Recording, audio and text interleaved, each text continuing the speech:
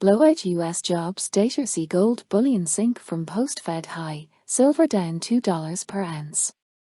Gold bullion sank Friday lunchtime in London as new U.S. jobs data blew past analyst forecasts, sending the dollar soaring and also hitting Western stock markets after this week had seen further 2023 gains despite another interest rate rise from the U.S. Fed. High to low, bullion in dollar terms moved 4.2% across the last 48 hours, the second sharpest price swing in gold on that time frame of the last 12 months, beaten only by last March's surge to near record highs following Russia's invasion of Ukraine. The key question for markets is whether Chairman Jerome Powell's dovishness in Wednesday's press conference was intentional or accidental, said Bank of America Securities chief economist Michael Gapen yesterday. Powell speaks again as soon as next Tuesday, so he will have a chance to strike a more hawkish tone if he feels the markets misinterpreted his message.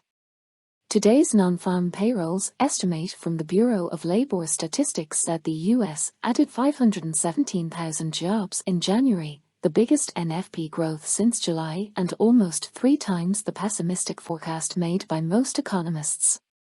Gold bullion priced in the dollar sank $38 per ounce to $1,878, the lowest in nearly 4 weeks and 4.2% below yesterday's new 9-month highs, reached after the Federal Reserve raised its key interest rate to the highest since October 2007. U.S. equity prices reversed yesterday's 1.5% rise to 5-month highs, and the Euro Stoxx 600 index turned a small Friday gain into a 0.5% drop as the dollar leapt to a 2-week high against the rest of the world's major currencies.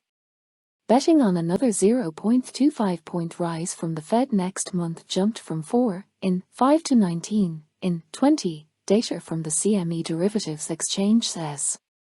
The odds of the Fed then trimming rates by Christmas 2023, back to today's 4.75% level or lower, meantime dropped from 88% to 71% according to the CME's Fed Watch tool. Longer-term borrowing costs leapt, pulling 10-year U.S. Treasury yields 12 basis points higher from near 5-month lows of 3.37% per annum.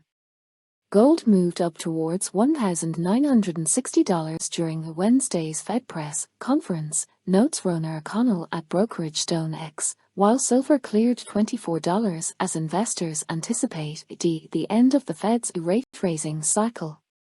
Whether this will come sooner or later is still a moot point, and we may yet see a burst of buy the rumor, sell the fact. But we continue to believe that the tailwinds outweigh the headwinds for these metals. Silver prices tracked and amplified the drop in gold bullion, plunging by $2 per ounce from yesterday's near 10-month high of $24.62. Platinum briefly dipped below $1,000, a new 2023 when reached ahead of this week's Fed decision, while sister metal palladium, also primarily used in auto catalysts to reduce harmful emissions from fossil fuel engines, also fell but held $30 per ounce above Tuesday's 3.5-year low of $1,596. If inflation proves to be stickier than expected, it might be a double-edged sword for gold, says analysis from Eric Norland, senior economist at the CME Group Derivatives Exchange. On one side, gold might benefit from a USD that is losing its value more quickly than expected. On the other, higher than expected inflation could prevent the Fed from cutting rates in the manner that the interest rate markets and gold had incorporated into their pricing. Thursday's smaller retreat in gold prices from its post-Fed peak saw the SPDR Gold Trust expand to need another 1.7 tons of bullion at 920.2 tons, the biggest since the 31st of October, and heading for a third consecutive weekly inflow of investor money into the world's largest gold-backed ETF.